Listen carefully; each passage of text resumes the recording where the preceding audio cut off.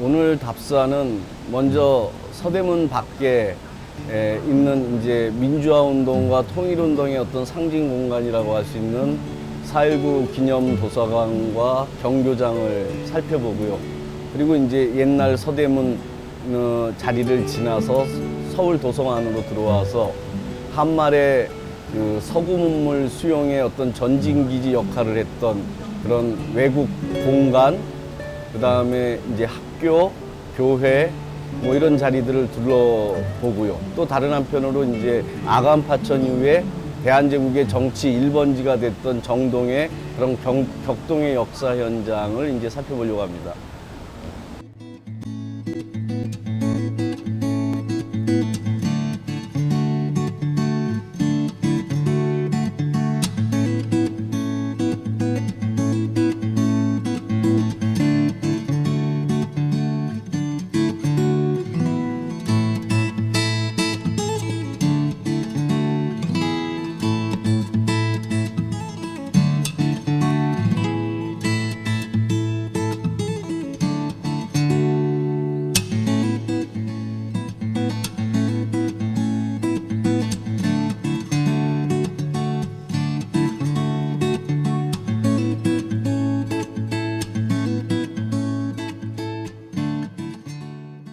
서양 외교 공간이 쭉 자리 잡고 있고, 그러다 보니까 이제 서양 사람들이 서울에 들어와서는 이제 요 주변에 다 포진하면서 거처를 마련했던, 그래서 이제 우리가 이제 서양 문물을 받아들이는 가장 전진 기지가 되었던 곳이 바로 이 정동 일대죠. 서양 외교 공간이 있죠. 외교 공간이 있게 되니까 외국인들이 이제 모여서 살게 되죠. 선교사들도 여기 정동 일대에 포진해서 살고, 그렇게 되면서 선교사들이 세운 남학교, 여학교, 교회, 그 다음에 병원까지 이렇게 쭉 요 정동길에 포진하고 있었어요. 그러니까 이제 말하자면 이 정동길은 그러면서 아까도 말씀드렸듯이 1880년대 후반 이래에 서구 문물 수용의 전진기지로서 이제 자리를 잡는 거예요. 그러다가 1896년 이후에는 또 정치 1번지로 자리를 잡게 돼요. 그 출발점이 되는 사건이 바로 1896년 2월 달에 있었던 우리가 아관파천이라고 알고 있는 그 사건이죠. 아관파천은 아관이 뭐죠? 러시아, 알았어. 예, 여기가 아관이에요. 그렇죠? 아라사 공관이라고 그래서 아라사 외교 공간이 있다고 그래서 우리가 이제 여기를 아관이라고, 아라사 공사관을 이제 줄여서 아관, 러시아 공사관을 이제 아관이라고 그러는데, 그 아관으로 임금이 파천해 왔다는 거예요. 그러니까 경복궁에서 이제 그 경복궁에서 그 전에 무슨 일을, 큰 일을 겪어요. 민비가 시해당하는 그런 큰 일을 겪죠. 그리고 나서 그때 고종도 잠자리에 들은 상태에서 밖으로 그냥 끌어당겨지는 그런 수모를 당하고 생명의 위협을 받았어요. 이제 그러면서 이제 뭔가 정국을 반전시킬 카드를 준비하던 중에 바로 이렇게 러시아 공사관으로 전격 피신을 한 거죠. 그리고 이제 이 아관에 1년 동안을 머물렀어요. 1년 동안 여기 머무르면서 이제 그 정무를 보죠. 그렇게 되니까 이 러시아 공사관은 1896년 2월 아관파천 이후에 여기가 이제 정치 1번지가 되는 거죠. 나아가서 이제 정동 일대가 이후에 대한제국의 정치 1번지로 자리 잡게 돼요.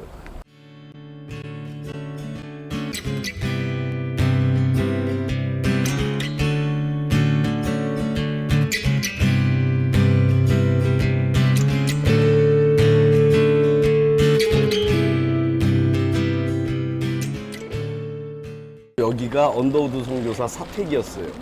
근데 이게 단순히 아까 경교장이 단순한 김구 선생님의 거처를 넘어서서 임시정부 국무회의를 했던 그런 임시정부의 정청 기능까지도 하고 있었던 곳이라는 말씀을 드렸는데, 여기도 이제 언더우드 선교사의 거처면서 동시에 이 자체가 미국의 북장로교 선교회의 선교본부였던 곳이에요.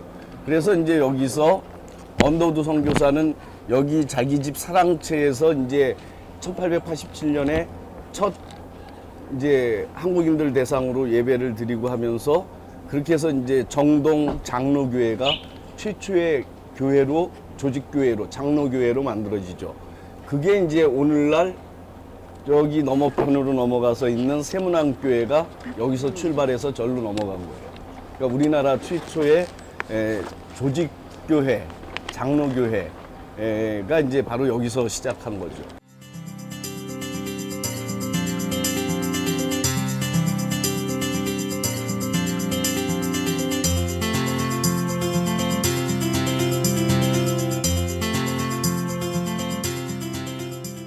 여기가 이제 심슨 기념관이라고 지금은 유아박물관으로 이제 만들어져 있는데 이게 이제 지금 현재 1915년에 지어진 건물이에요. 여기에 이렇게 오게 된 이유는 이 심슨 기념관 때문에 온 게 아니고 사실은 이 자리가 옛날에 언더우드 학당 자리였다라는 거죠. 정동에 이제 북장로의 선교회의 남자 학교인 언더우드 학당이 있었던 장소로서 이제 더 역사적인 의미를 갖고, 그러니까 바로 안창호, 김규식 같은 민족운동의 지도자를 배출해낸 그런 장소가 바로 이곳이 되는 거죠.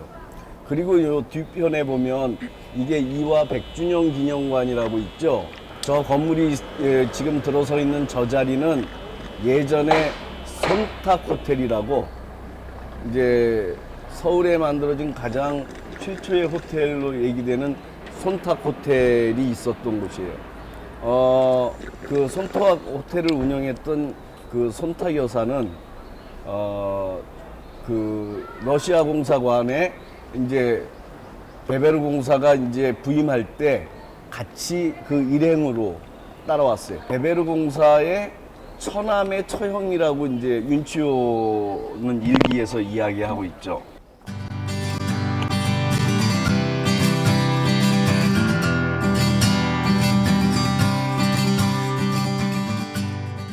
세문안교회가 한국 장로교회의 모교회 역할을 한다면 바로 이 정동교회는 한국 감리교회의 모교회 역할을 하는 이제 그런 곳이 바로 이 정동교회죠.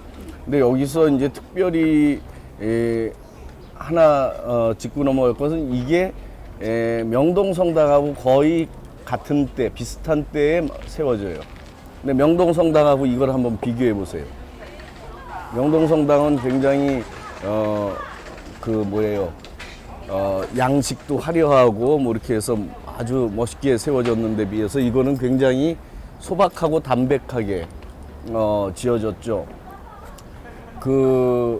그리고 이제 아까 심슨 기념관 같은 건물도 이것과 비슷한 이미지를 갖고 있어요. 다만 이제 여기는 창문 처리를 저렇게 이제 하얀색 나무로 처리를 한 데 비해서 이제 거기에는 그 창문 위에 저렇게 하얀 저걸 대리석인지 뭔지 모르겠지만 하여튼 돌로 그렇게 위에 이렇게 딱 찍어주는 이런 양식이 여기 보면 정동 요 길의 건축물이 보면 대개 벽돌 건물에 문 위에 저렇게 넣어서 이렇게 뭔가 액센트를 주는 이제 이런 형식의 건물들이 이렇게 쭉 있죠. 그래서 이 정동길을 쭉 걷다 보면 뭔가 이렇게 분위기가 있는 그런 길이죠. 그래서 이제 보면 그런 아까 보면 심슨 기념관도 그렇고 이 건물도 그렇고 어떤 화려하기보다는 담백한 맛을 내는 건물이고 또 실용성을 강조하는 건물이고, 그리고 또 하나 우리가 봐야 되는 거는 그 건축에 마음이 담겨 있어요. 우리가 건축을 통해서 그 역사를 읽을 수도 있고요. 그런 거죠. 그래서 결국은 이 심슨 기념관이나 이런 정동교회 예배당이나 이런 건물을 통해서 한국에 들어온 청교도 문화의 개신교가 갖고 있던 퓨리터니즘의 어떤 그런 것들이 그 안에는 담겨 있는 거죠.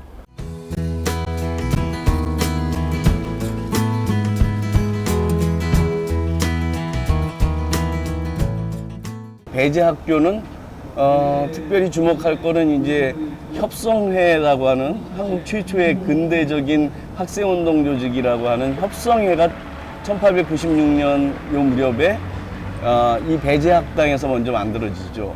서재필이 이제 여기 강의를 하고 하면서 배제학당 안에 협성회라는 토론회를 조직했어요.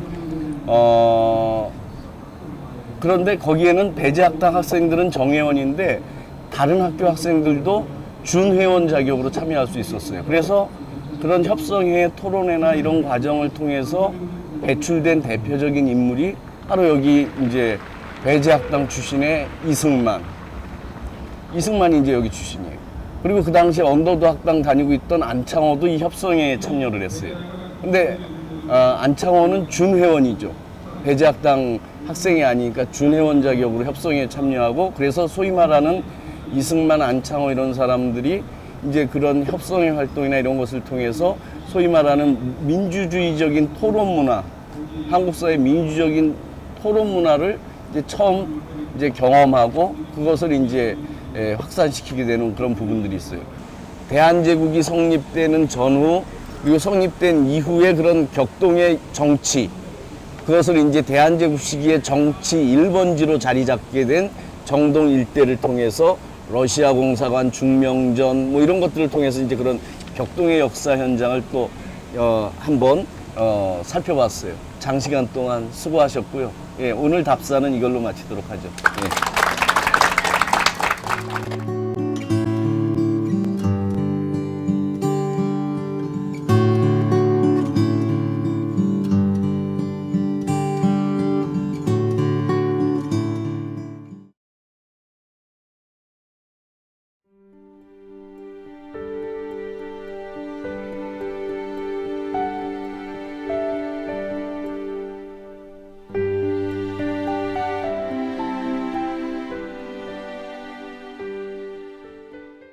중앙대 역사학과 교수로 있는 장규식이라고 합니다. 오늘 강의하려고 하는 주제는 서울의 역사 공간과 도시문화에 대한 것인데요. 먼저 조선왕조의 도읍으로 서울이 정해진 이후에 서울의 도시공간이 어떻게 구성되게 되고 그 속에서 주민들이 이제 어떤 식으로 신분 계층별로 어떤 식으로 이제 편제돼서 살게 됐는지 한번 살펴보고요. 그다음에 개항 이후에 서구문물이 들어오는 과정에서 또 이제 외국인들도 이제 서울에 들어와서 살게 되면서 서울이 어떤 변화를 갖게 되는지, 그리고 일제가 침략하면서 서울이 한국이 식민지가 된 이후에 서울이 또 어떻게 변화해 가는지를 살펴보려고 합니다. 개항 이후에 이제 서구문물이 들어오고 하는 과정에서 서울의 도시공간이 또 어떻게 변모해 가는지를 이 시간에는 이제 살펴보려고 해요. 이 지도는 1901년쯤에 나온 지도인데, 영국의 왕립학회에서 이제 그 책자에 이제 나와 있는 지도예요. 이제 전체적인 모습은 크게 이제 다를 바가 없죠. 조선시기 앞서 봤던 수선전도와 다를 바가 없는데, 눈에 띄는 차이라면 요 주변에 이렇게 이렇게 지금 안 보이시지만 요 덕수궁, 그 당시는 경운궁이라고 불렀는데 경운궁 바로 뒤편에 뭐라고 되어 있냐면 지금 잘 안 보이시겠지만 미관이라고 나와 있어요. 미관이 뭘까요? 미국의 외교공간이라는 얘기예요. 지금도 여기가 하비브 하우스 해갖고 미국 대사관저가 지금도 여기 이렇게 자리 잡고 있잖아요. 100년 전에도 이렇게, 100년도 더 오래 전에도 이렇게 미관 이렇게 표시가 돼 있어요. 이런 식으로 해서 이제 이 공간 안에 이제 외국인들이 들어와서 살게 되는 변화가 있게 되고, 그러면서 이제 그 안에 주민 구성이 조선 시기에는 이제 조선인 한 사람만 있었는데 거의 이제 조선인만 상주하는 거죠. 근데 이제 서양 사람도, 일본 사람도, 중국 사람도 들어와서 거주하게 돼요. 서울에 외국인들이 들어와서 살기 시작한 게 언제부터인 줄 아세요? 예? 1883년 이후라고 보시면 돼요. 우리가 이제 일본과 강화도 조약을 체결하고, 그 다음에 1882년에 미국과 조약을 체결했어요.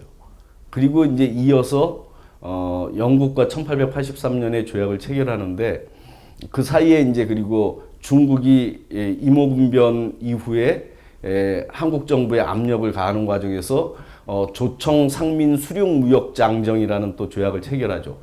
조선과 청나라 사이에 상민 장사하는 사람들이 수륙 물길로 육지로 무역을 하는 데 관한 장정 조약이라는 거예요. 그때 이제 그 조약을 체결하면서 중국은 맨 앞쪽에 조선은 청나라의 속국이다라는 것을 이렇게 명시하게끔 하고, 그 다음에 이어서 서울 도성 안에 또 이제 들어와서 자신들이 이제 청나라 사람들이 와서 이렇게 할 수 있는 이제 공간을 달라 이제 이렇게 요구를 했죠. 그런데 조선 정부가 이제 타협책으로 제시한 게 지금의 양화진, 그 양화진에 이제 양화진 쪽에 이제 그 개시장을 열어주겠다. 그러니까 개항장, 항구 쪽에 이제 조개를 이렇게 개항장에 조개라고 해서 외국인들이 살 수 있는 구역을 배정을 해줬잖아요. 근데 이제 그 육지 안에 개시장이라고 해서 외국인들이 거기서 이제 상업행위를 상행위를 할 수 있도록 그렇게 일종의 조개 비슷하게 만들어주는 이제 그걸 개시장 오는데 개시장을 양화진에 내주겠다. 그러나 서울 도성은 안 된다. 이렇게 됐는데 그 뒤에 얼마 뒤 영국과 이제 조약을 체결하는 과정에서 이제 계속 밀고 땡기기를 하다가 결국에는 조용조약을 통해서 이 서울 도성 안에도 영국 사람들이 들어와서 거주하면서 상시 거주하면서 이제 상점을 내서 상행위를 하고 할 수 있도록 하는 것을 조용조약을 통해서 허락을 받아요. 그런데 그때 미국과 우리가 조약을 맺을 때 어떤 조항이 미국한테 우리가 조항을 줬냐면 최혜국 대우라는 조항을 줬어요. 최혜국 대우라는 것은 뭐냐면 가장 혜택을 주는 나라로 대우한다라는 의미예요. 그러니까 뭐냐면 미국과 조약을 체결했어요. 근데 이후에 다른 나라들과 조약을 체결하는데 미국과 조약 체결할 당시보다 더 좋은 내용이 거기에 들어가 있을 때 별도의 조약 개정 없이 자동적으로 소급 적용되는, 이제 그게 최혜국 대우 조항이에요. 그래서 미국과의 조약을 체결할 때 그러니까 중국이 가운데서 이제 말하자면 그 주선을 했는데, 그러면서 이제 조선은 중국의 속국이라고 하는 것을 명시하도록 압력을 가했어요. 그런데 이제 미국에서 거부하고 자주독립국과 자주독립국으로의 조약을 체결을 했죠. 그래서 이제 그 뒤로부터 고종이 미국에 대해서는 굉장히 각별한 애정을 보였던 거가 이제 그런 측면들이 있어요. 그런데 또 다른 한편에서는 이제 중요한 이권을 주는데 그게 이제 반대국부로 주어지는 이제 이권들이 어떤 거냐면 최혜국 대우 조항이었던 거죠. 그래서 다른 나라들과 조약 체결할 때 더 좋은 조건의 조약을 체결을 하게 되면 자동적으로 소급 적용돼서 미국에게도 적용돼요. 그 당시 이제 최혜국 대우 조항을 그런 효력을 갖고 있었던 나라들이 이제 미국, 그 다음에 중국이 조총상민 수륙무역장정하고 하면서 이제 중국이 갖고 있는 조선에 대한 어떤 특수한 권익 뭐 이런 것들을 이제 이야기하면서 사실상의 어떤 최혜국 대우 조항을 갖게 됐고, 또 일본도 그 당시에 이제 최혜국 대우 조항을 조약 개정을 하면서 넣었어요. 원래 이제 그 출발은 1876년에 강화도 조약을 체결하고 그 다음에 이제 조약이 체결되면 세부적인 무역이나 이런 거 관련한 실무적인 관련된 이제 부속 조약들을 체결하잖아요. 그럴 때 일본 측에서 한국하고 일본 사이에, 조선과 일본 사이에 무역을 할 때 그 관세를 매기지 말자. 그 당시에는 근대적인 관세 개념에 대해서 잘 알고 있지 못했던 조선의 관리들은 뭐 옛날에 일본하고 부산 외관 이런 데서 무역하고 할 때 뭐 그쪽 상품이 우리나라로 건너오고 뭐 했다고 그래서 그것을 가지고 특별히 관세 매기고 세금 매기고 한 적 없으니까 옛날 방식대로 생각을 하고서 그러자 그런 거예요. 그래서 무관세 합의를 한 거예요.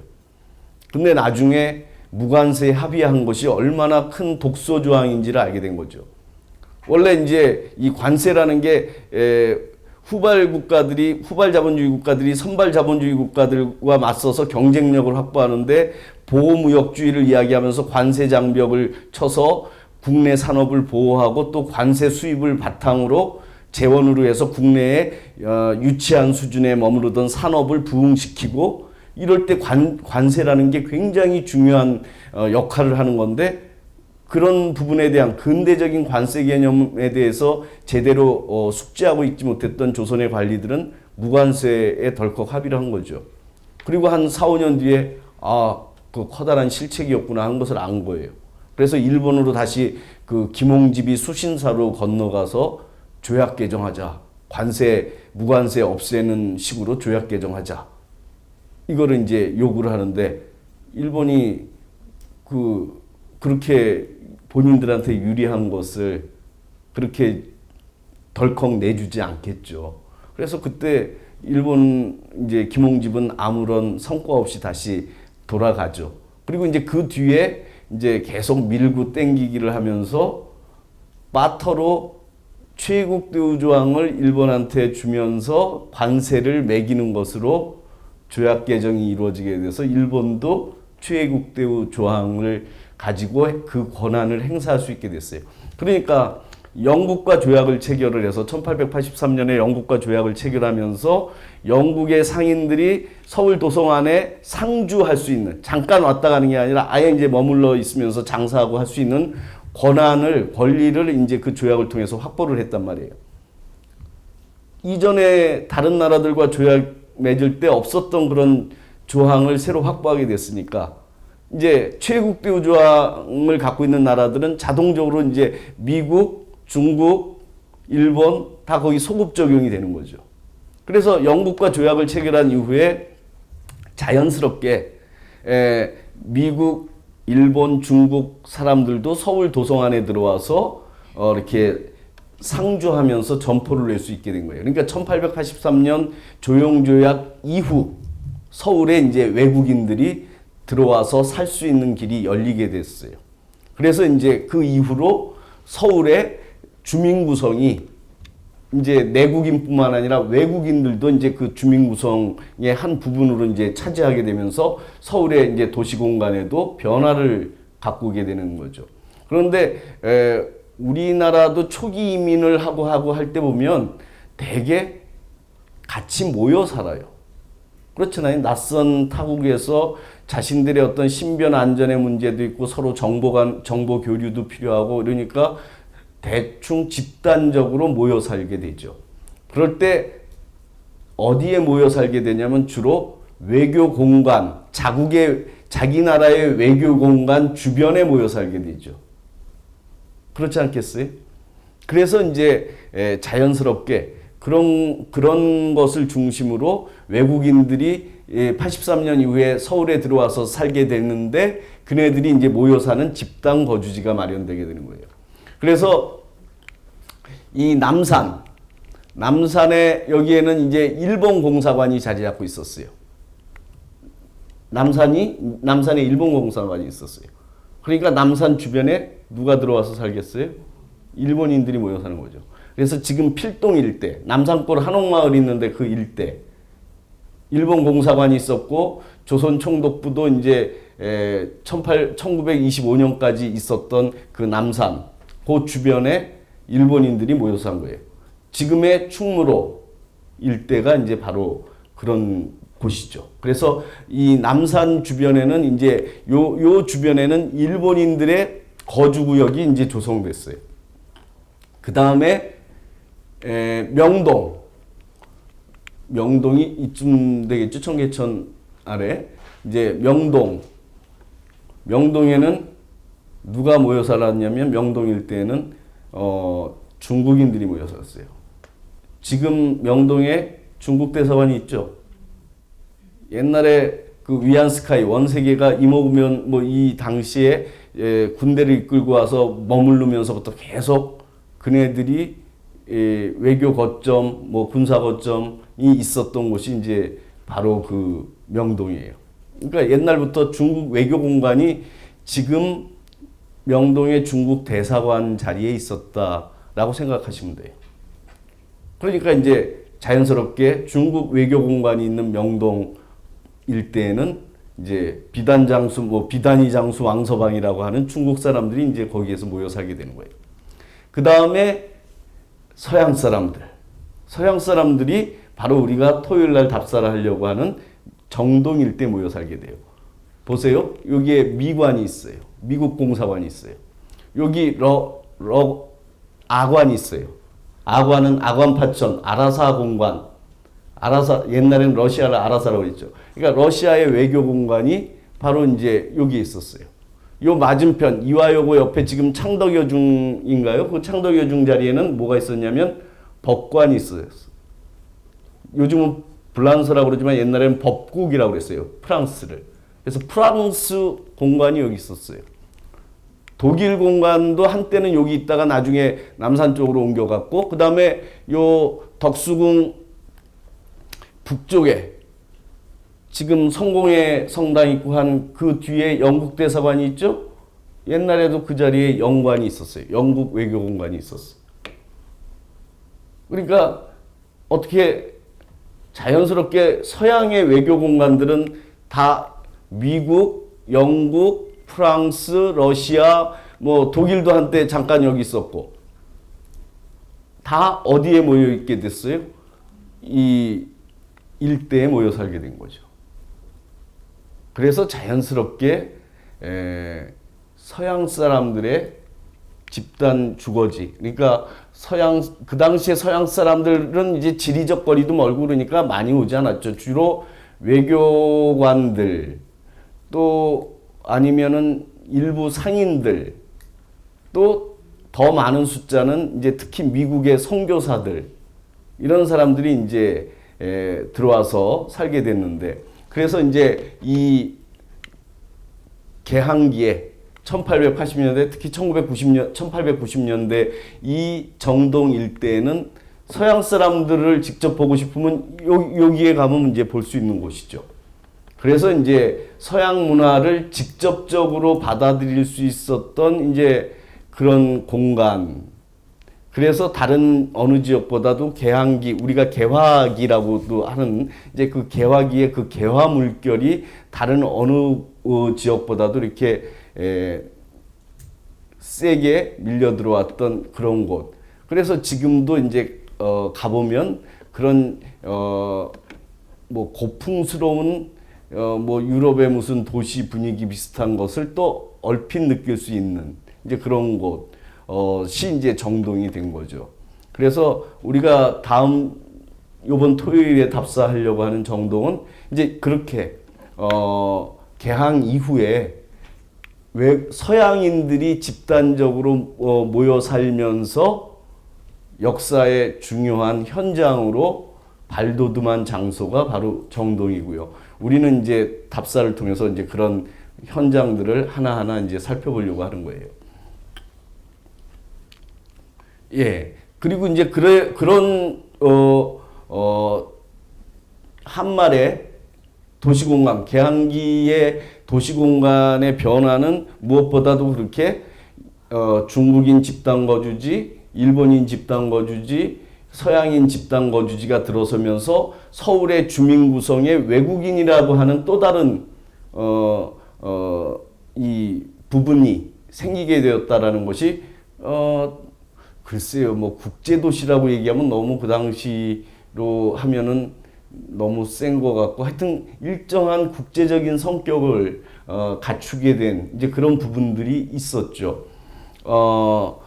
그러다가 이제 1894년 청일전쟁에서 청나라가 일본에게 지니까 북쪽에 있었던 그 지금의 충무로 일대에 있었던 일본인들이 북쪽으로 치고 올라가서 명동 쪽까지도 이제 압박을 하면서 중국인들이 명동에서부터 살짝 밀려서 서소문 쪽으로 가거나 종로 그 뒤쪽에 그 관수동, 지금 국일관 뭐 그런 있는 이제 그쪽계로 이제 청계천 그쪽으로까지 이제 밀려서 이제 퍼져나가고 이런 측면들이 있었던 거죠. 아무튼 그래서 그 개항기의 도시 구성은 이제 서울이라는 도시 공간이 이제 국제성을 뭐 미약하지만 국제성을 띈 도시로 변모하기 시작하고 그런 속에서 외국인들의 어떤 집단 주거지가 만들어지면서 어떤 도시 공간에 그러면 그 나라 스타일의 또 건축이 등장하겠죠. 그러니까 전통적인 한옥 건축 말고도 서양 건축물, 일본식 건축, 중국식 건축 이런 것들이 이제 서울의 도시 공간 안에서 이제 등장을 하게 되는 거예요. 그리고 이제 그 다음에 일본에 의해서 이제 우리가 식민지가 됐어요.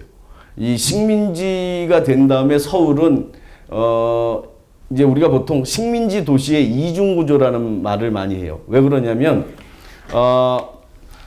지금의 여기가 혼맛지 충무로예요. 본정이라고 이제 쓴 것을 혼맛지라고 읽는데 그 본정의 의미는 영어로 하면은 메인 스트릿이라는 의미죠. 근본 본자의 이 마을 정자니까 메인 스트릿이에요. 그러니까 여기가 중심가다라는 거예요. 원래 서울의 중심거리는 어디죠? 종로잖아요. 이 종로 남대문로로 이어지는 여기가 이제 서울 도시공간의 전통 시대에는 이게 간선도로망이라고 그랬어요. 그런데 이제 일본인들이 이 혼맛지 주변에 개항기부터 거점을 정하고 한국을 식민지로 이렇게 만든 이 상황에서 이제 이 일본인들의 거주지의 중심 도로가 되는 이 혼맛지가 이제 지금의 충무로가 그 당시에 혼맛지 메인 스트릿으로 자리를 잡게 되는 거죠. 그리고 이제 그와 더불어서 바로 이 청계천을 경계로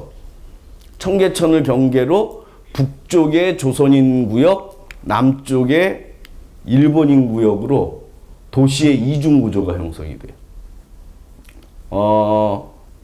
그거는 다른 지역도 마찬가지예요. 평양 같은 곳에도 전통적으로 평양 주민들이 거기도 평양에도 종로거리가 있고 그게 중심거리의 상가예요. 근데 그거 별도로 일본인들이 평양에 진출하면서 경의선 철도역인 평양역 주변으로 해서 이제 그네들이 다시 거점을 만들죠. 그래서 이제 일제 시기에 이제 그 신문 같은 거 보면 구평양, 신평양 그래요.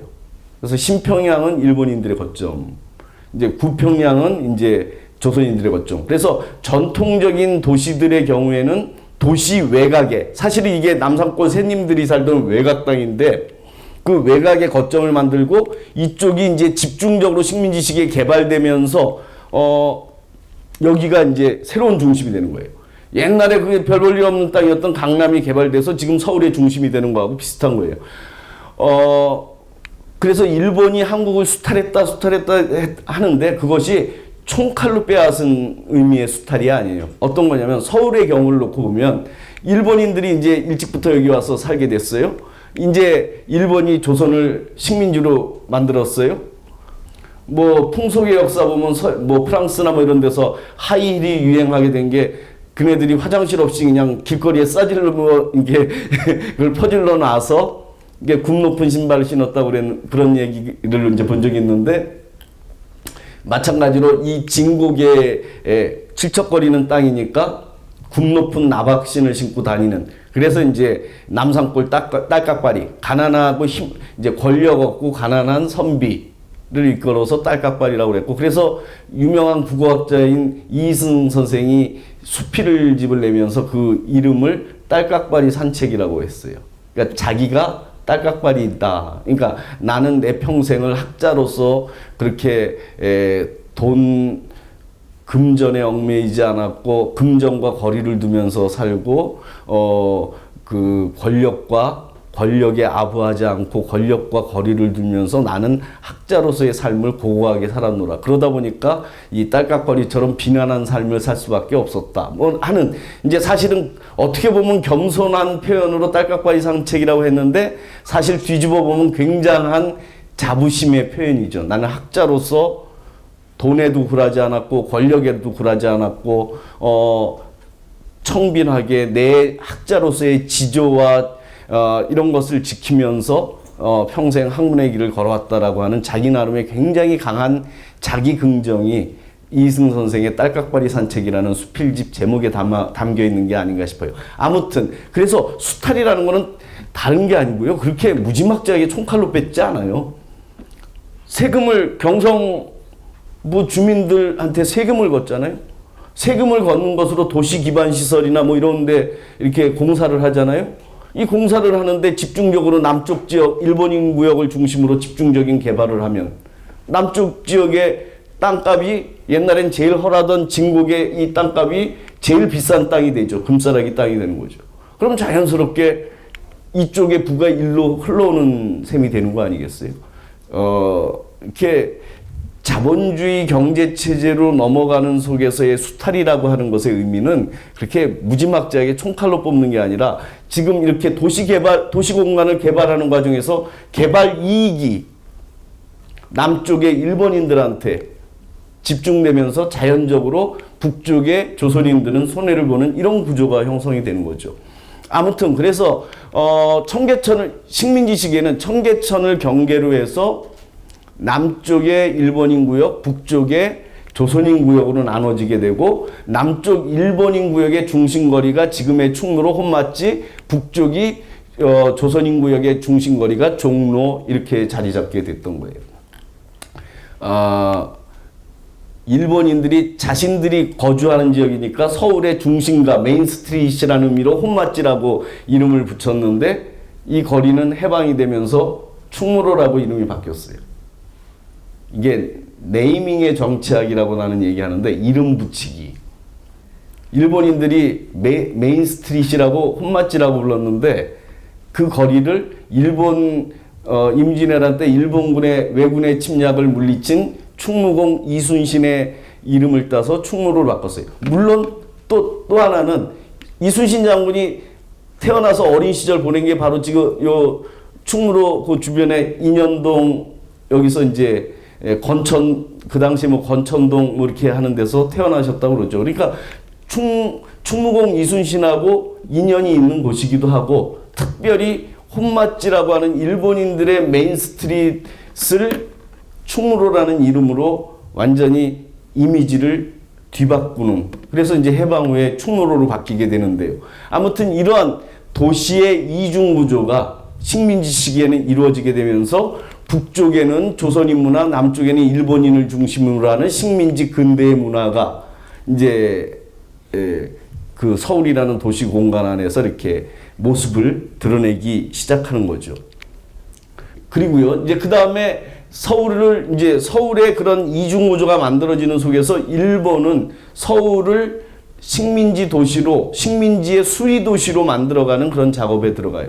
그래서 제일 먼저 이제 이 조선총독부가 이제 완공된 거는 25년이고, 그래서 26년에 남산에서 이쪽으로 이제 이전을 하는데, 그 전에 이렇게 세종로는 원래 있었지만, 여기서 지금 동아일보 사옥 있는 데서 종로로 가서 여기 남대문로로 해서 이렇게 남대문으로 가는 이게 옛날에 간선이라고 그랬어요. 옛날에는 지금의 태평로, 그러니까 세종로에서 남대문까지 직진하는 이 길이 없었어요. 직진로가 없었어요. 주변에 지세 문제도 있고 뭐 이제 그렇지만 또 그런 것도 있지만 인공적으로 이제 이 길 자체가, 그런데 이제 1910년대 전반에 일본인들이 이제 이쪽에 태평로를 통해서 남북축에 북에서 남으로 이렇게 쫙 나오는 권위주의적인 어떤 이 간선망을, 종래 정자 모양의 간선도로를 이렇게 직선축으로 만들고 여기에 종로를 연결시키고 그 다음에 을지로를 연결시키고 그 다음에 을지로를 새로 이렇게 만들어 이게 조성을 해서 을지로를 조성시키고 밑에 충무로를 연결시키고 그래서 일종의 이제 바둑판식 구획으로 이제 도로를 새로 조성하는 작업을 하죠. 그리고 그 도로, 남북축의 도로의 정점에 해당하는 경복궁 근정전 앞에 조선총독부의 신청사를 건축을 해요. 그리고 거기서 관청과 육조거리, 지금의 세종로를 지나서 태평로 쪽으로 접어드는 이 지점에 이제 경성부청, 그러니까 지금의 서울시청 있는 이제 그게 이제 옛날 경성부청사를 만들면서 그 다음에 남대문으로 나와서 그 앞에는 서울역으로까지 이어지는 남북의 어떤 남북으로 이어지는 이런 권위주의적인 지배 라인을 만들고 거기 거점 거기에 식민지의 흔적을 남기죠. 이게 이제 조선 총독부고 경성부 청사고 서울역이고 바로 이 남산에 바로 요 편에 자리 잡고 있었던 조선 신궁이에요. 그래서 이제 바로 이게 조선 총독부 청사를 만들었죠. 그리고 이게 지금 서울시청 옛날에 경성부 청사. 그런데 이거를 하늘에서 조선 총독부 건물을 찍은 건데 보세요. 날일자예요. 그렇죠? 위에서 평면으로 보면 날일자예요. 여기 지금 같이 항공사진이 안 나와서 좀 아쉽긴 한데 경성부 청사 건물을 위해서 그 프레스센터 같은 데서 이렇게 내려보면 요즘은 이제 아마 신청사 만들어지면서 좀 변화 잘 안 보일지 모르는데 옛날에 근본 본자 모양이 그 안에 남아 있어요. 그러니까 요쪽 부분이 이제 거꾸로 여기서 근본본에 이제 시작이 여기서부터 이렇게 해서 이제 일본자가 남아 있어요. 그래서 조선 총독부와 경성부 청사를 항공사진으로 딱 찍으면 위에 일본하고 도장이 찍혀 있는 거예요. 식민지의 낙인을 이렇게 또 건물을 만들면서 건물의 이 양식을 만들면서 또 이게 의도적으로 이렇게 날일자형으로 만들고 경성부 청사는 근본 본자 모양으로. 그래서 보면 이 경성부 청사가 이렇게 해서 근본 본자 모양을 이렇게 보이고 있죠. 이 안에서는 또 내부에서는 이렇게 십자로가 이제 연결되어 있고요. 그래서 이제 이렇게 식민지에 들어와서는 서울의 도시공간이 청계천을 경계로 북쪽의 조선인, 남쪽의 일본인 구역으로 나눠지고 그런 이제 그렇게 해서 나눠지는 속에서 또 경복궁을 시작으로 남대문으로 이어지는 이 일직선의 태평로라는 도로를 새로 개통시켜서 일직선의 그런 남북의 직선도로를 만들고 거기에 식민지 지배의 상징 거점들, 랜드마크들을 만드는 거죠. 그래서 항공사진으로 이렇게 일본이 이제 찍히는 이제 그런 랜드마크들을 만들었어요. 그래서 이제 이게 이제 경복궁에서부터 경성부 청사 이렇게 이어지는 태평로 라인인데 여기 이렇게 보면 본자 모양 거꾸로 뒤집어진 본자 모양의 형태를 우리가 상상할 수 있죠. 그리고 이제 남대문을 나오자마자 바로 경성역, 지금의 서울역을 이렇게 조성을 한 거예요. 이 철도망은 식민지 지배를 할 때 초기에 이제 일본이 철도망을 굉장히 철도와 통신망을 그러니까 이 전화 전신 이거를 굉장히 인프라를 구축하는데 애를 썼는데 뭐 식민지 근대화론자들이 얘기하는 것처럼 우리나라의 근대화를 시키기 위해서라기보다도 식민지 지배를 할 때 제일 중요한 게 철도, 전선, 전신 이런 것들이 중요하죠. 왜냐하면 군대를 어디에서 뭐 문제가 생겼다 그러면 군대를 파견하려면 철도를 통해서 그냥 시급하게 군대를 파견할 수 있잖아요. 그리고 이제 어디에서 무슨 일이 있을 때 이 전신으로 어디에서 사고 발생 그러면 바로 이제 그게 전달이 돼서 군대를 철도를 통해서 쭉 시키는 거예요. 그럴 때 이제 그런 면에서 이제 철도라는 것은 우리나라의 처음에는 그런 정치 군사적인 목적이 경제적인 목적보다는 더 우위에 두면서 이제 철도의 노선들이 일제에 의해서 가설됐던 측면이 있는데 그런 이제 그러한 철도망의 어떤 상징적인 건물로 경성역, 지금의 서울역이 만들어져요. 그런데 식민지 시기에는 그리고요. 사실상의 이제 철도 행정의 중심은 용산역이었죠. 왜냐면 용산이야말로 경의선이 서울역에서 출발하는 게 아니라 용산에서 출발해요. 그 당시에 제일 큰 간선은 경부선, 부산에서 서울, 서울에서 의주로 이어지는 이게 이제 가장 중요한 간선 철도망인데, 경의선과 경부선을 링크해주는 그 지점이 용산이었어요. 그 다른 지역도 다 용산이 거점이다. 그래서 식민지 시기에는 용산이 철도의 어떤 철도망의 거점이었고요. 지금도 이제 그 철도 관련된 그런 것들이 뭐 철도병원, 그게 이제 나중에 중앙대에서 위탁 경영하다가 물려준 거고요. 거기에 이제 철도 뭐 노동조합도 있고 뭐 철도 관련 건물이 용산역 앞에 또 있죠. 이제 그런데 아무튼 근데 이제 이 1920년대 들어서 이제 이 식민지 철도망의 상징이 될 만한 그런 건물이 필요하다. 그런 역사가 필요하다 해서 이제 조성된 게 경성역. 그래서 이게 다 1920년대 중반에 태평로를 중심으로 해서 이제 그런 식민지 지배 랜드마크들이 쫙 남북축을 중심으로 만들어져요. 그리고 이제 그 남대문으로 가는 한켠에 바로 조선 신궁을 조성하는 거예요.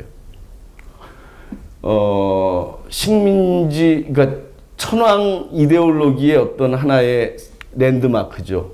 그러니까 조선총독부, 경성부청사 이런 것들이 말하자면 행정적인 지배의 어떤 저거라면 이거는 이제 그런 어떤 정신적인 지배의 거점.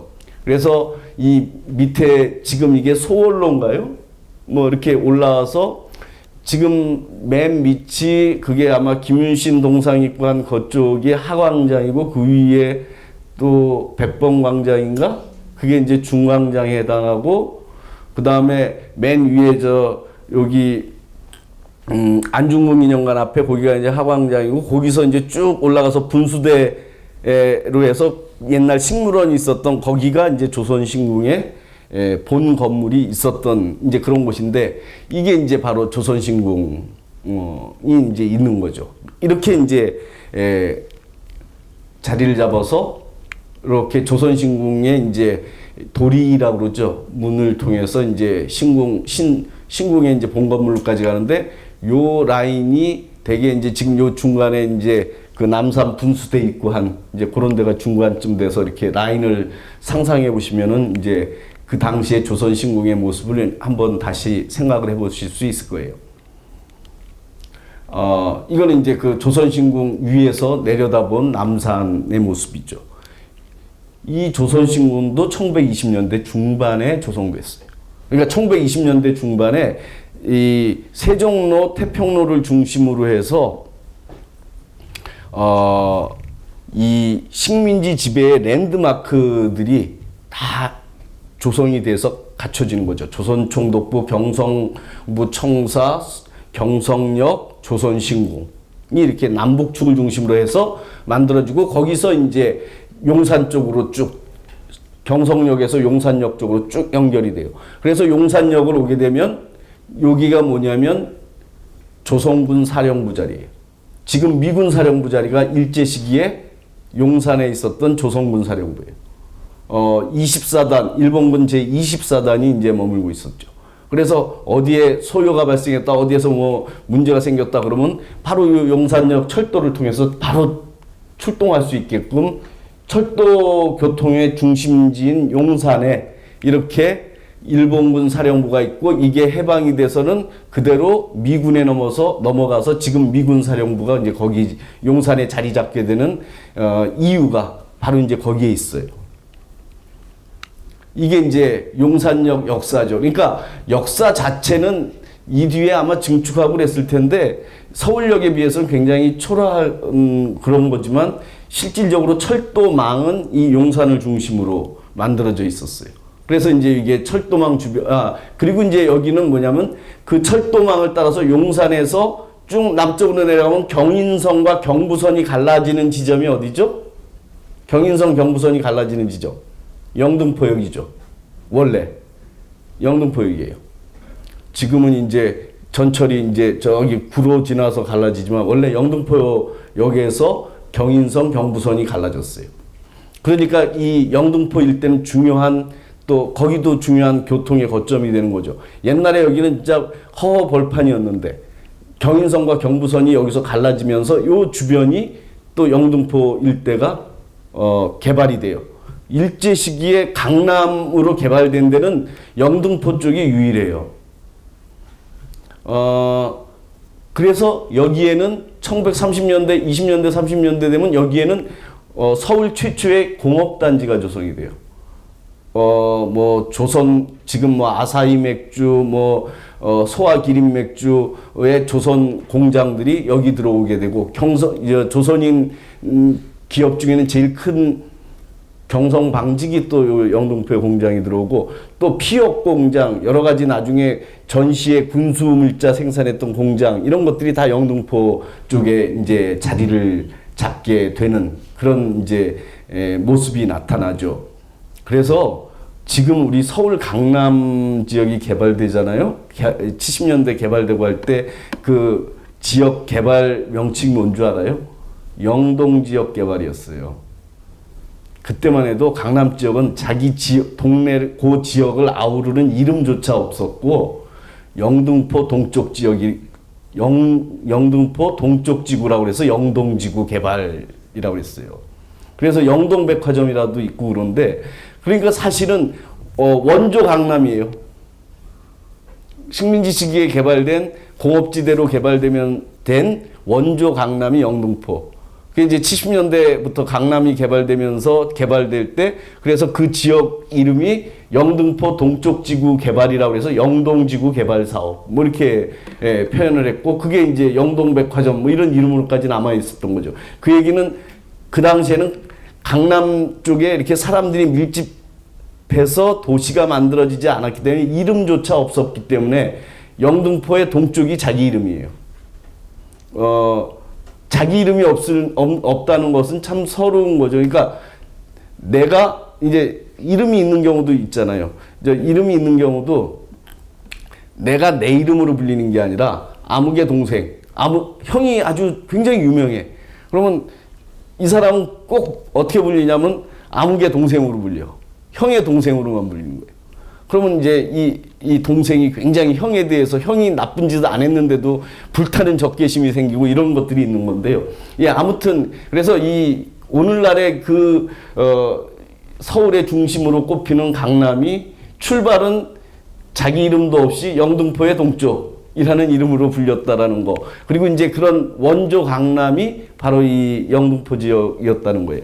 이렇게 해서 이제 경복궁 앞을 가로막고 들어선 조선 총독부를 중심으로 남북의 권위주의적인 축선을 따라서 경성부청사 서울역, 용산의 조선군 사령부와 용산역, 그 다음에 영등포역 주변의 공업지대로 이어지는 이런 식민지 지배의 어떤 라인이 이제 조성이 되는 거죠.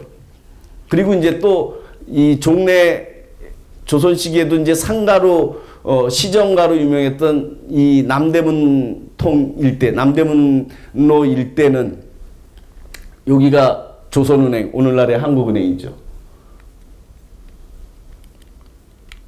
그 다음에 이제 요거는 이제 조선은행 모습이고요. 이게 남대문로 이렇게 가고 그 당시 여기 전차가 다니는 모습을 볼 수 있죠.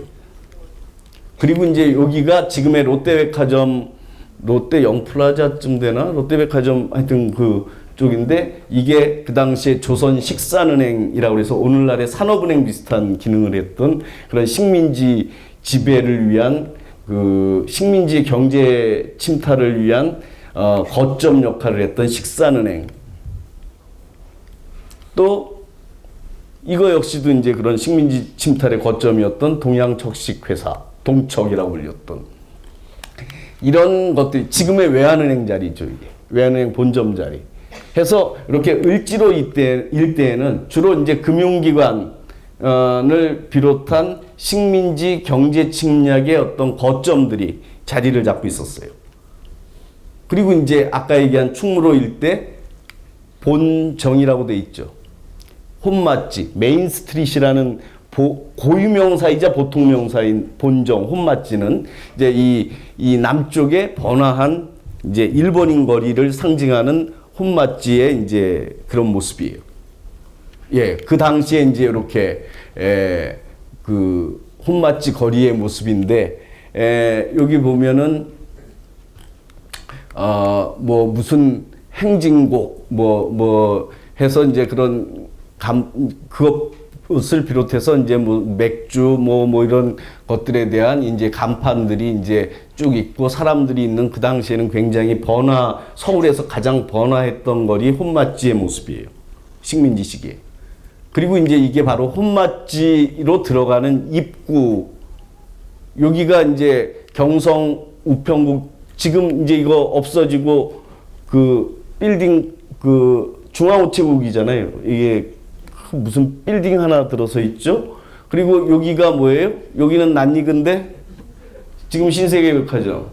1930년대 초반에 미스코시 백화점이라고 미스코시 백화점으로 이제 세워진 건물인데 이게 만들어질 당시에 조선하고 만주 일대 가장 큰 백화점으로 그 이후에도 이렇게 영화를 누리다가 그게 해방 후에 뭐 동아백화점이 되고 뭐 하다가 나중에 이제 신세계백화점으로까지 간 거죠.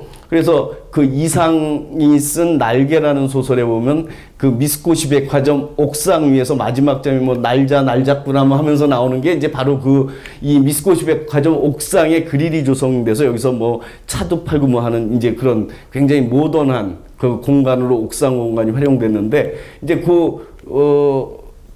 그 박완서 소설인가에도 이제 거기 박완서 소설인가 거기는 또 이제 동아백화점의 옥상에 이제 그런 거기에서 뭐 차 마시고 뭐 사람 만나고 하는 이야기가 나오고 이상의 날개에서는 이제 미스코시 백화점이라는 이름으로 이제 이 옥상이 표시되죠. 그래서 이거는 이제 말하자면 모던한 문화의 어떤 상징물 로 이제 이 미스코시 백화점이 자리를 잡고 있는데 지금도 그 건물을 그 정도로 그대로 쓰고 있으면서 일부 증축한 거니까 그 당시에도 이 규모가 얼마나 크고 튼튼하게 지었는지를 이제 우리가 미루어 짐작할 수 있는 거죠. 그래서 요 길로 들어서면 바로 혼맛지로 들어서는 입구가 되는 거죠. 충무로로 들어서는 입구.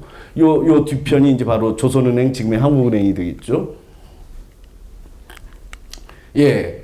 그리고 이제 거기에 맞서는 북쪽의 조선인 구역의 중심 거리인 종로예요. 이 아까 개발 이익 차원에서 일본이 한국을 수탈했다. 경성부의 경우를 놓고 보면 그게 뭐냐면 원래 전통 시기에는 종로가 가장 큰 도로였어요. 가장 큰 거리였고 간선도로였어요. 서울의 가장 중요한 간선도로가 바로 종로거리였어요. 그런데 1920년대 중반까지 세금을 걷어서 경성부에서 세금을 걷어서 도로 확장하고 뭐 하는 등등의 이제 도시 기반 시설을 갖출 때 그 예산이 종로 쪽에는 거의 투자되지 않았어요. 20년대 중반까지. 대부분이 어디에 투자했겠어요? 혼맛지와 그 남촌 지역에 이제 투자가 됐던 거죠. 그게 이제 결국은 그래서 이제 그쪽 사람들은 자연스럽게 그 개발 이익을 또 얻게 되고 북쪽은 이제 찌그러지게 되고 이렇게 되는 거죠. 그래서 왕년에는 가장 큰 거리였던 종로거리 거기에 이제 이 어떤 근대적인 풍경은 이제 처음에 1920년대까지는 이제 YMCA 빌딩이 유일하다시피 한 거죠. 이게 지금 종로 YMCA 가 이제 6.25 전쟁에 불타 없어지기 전에 있었던 그 모습이고, 요게 이제 1920년대까지 조선인들의 거리인 식민지 서울에서 조선인들의 거리였던 종로거리의 하나의 랜드마크처럼 YMCA 건물이 회관이 자리 잡고 있었죠. 그리고 이제 이게 지금 헐려 없어진 화신백화점. 그래서 이제 남쪽에 미스코시 백화점에 맞서는 조선인 상권의 자존심 뭐 이러면서 이제 사람들이 그런 눈으로 또 봤던 화신백화점. 그런데 이제 박흥식은 또 일제 말기 아주 대표적인 친일파죠. 그러니까 친일파 상인이면서 또 상인으로서는 남쪽의 미스코시 재벌 에 맞서서 조선인 상권의 어떤 잘 나가는 뭐 그런 상징처럼 받아들여졌던 여기가 이제 바로 화신백화점. 그래서 이제 박흥식의 두 얼굴 뭐 이런 것도 이제 우리가 한번 생각해 볼 수가 있을 거예요. 예, 그리고 이제 여기가 바로 이제 이 북촌 파고다공원을 중심으로 해서 뒤에 이제 지금 인사동 가는 길 뭐 이 일대 이제 북촌의 초입의 모습이 있죠. 원래 파고다공원은요 이렇게 동그랗게 만들어져 있었어요. 원래 파고다공원. 지금도 이제 거기 움직이는 동선을 보면 이렇게 동그란 동선이 있어요. 이게 왜 그러냐면 대한제국이 건설되면서 만들어진 최초의 그 공원, 근대식 공원이 바로 이제 이 파고다공원인데, 그래서 옛날 사람들은 천원지방을 했어요. 하늘은 둥글고 땅은 네모나다. 그러니까 이 원은 원형의 공원의 모습은 하늘을 상징하는 거고, 옛날에는 대한제국이 조선왕조가 대한제국으로 바뀌잖아요. 대한제국이 되기 전에는 그러니까 중국의 천자 황제 밑에 왕, 제후로서의 왕이었어요. 신하 개념이죠. 그런데 이제 대한제국이 돼서 중국과 동등하다. 그래서 하늘이라는 상징, 원형의 상징을 사용할 수 있게 된 거죠. 그리고 그 중심에 있었던 3.1운동의 어떤 그 진원지 역할을 했던 팔각정 건물도요, 1897년 이전에는 없어요. 왜냐면 팔각이 이 가장 완전한 숫자라고 뭐 이제 그렇게 해서, 그거는 팔각의 건물은 중국의 황제 아니면 건물을 못 졌어요. 그래서 우리가 옛날 남아있는 이런 다모집은 육모지붕, 육각의 육모지붕이었지 팔각정은 없어요. 그러니까 이제 남산의 팔각정은, 여기 팔각정은 이승만 정부 때 지은 거고요. 이승만 정부 때 이제 건설한 거고. 그래서 이제 이 팔각정은 굉장히, 팔각정과 원형의 파고다공원은 대한제국, 이제 우리가 중국과 동등한 황제 국가가 됐다고 하는 그런 상징적인 건데요. 아까 얘기하는 이제 조선인의 중심거리 종로가 있고, 이 배후지로서의 이제 북촌, 그리고 그 가운데 이제 파고다공원이 있었고, 이 파고다공원에서 3.1운동이 시작되었다. 이것이 이제 갖고 있는 의미, 이런 것들을 한번 생각해 볼 수 있죠. 예, 뭐 이렇게 해서 이제 이번 시간에는 개항 이후에 식민지 시기에 이르기까지 서울의 도시 공간이 어떻게 변화했고, 이제 그런 것이 갖고 있는 역사적 의미는 어떻게 볼 수 있는지 하는 것들을 살펴봤어요. 예, 그럼 토요일 날 2시에 뵙는 걸로 하고, 예, 오늘 강의는 여기서 마치도록 하죠. 예.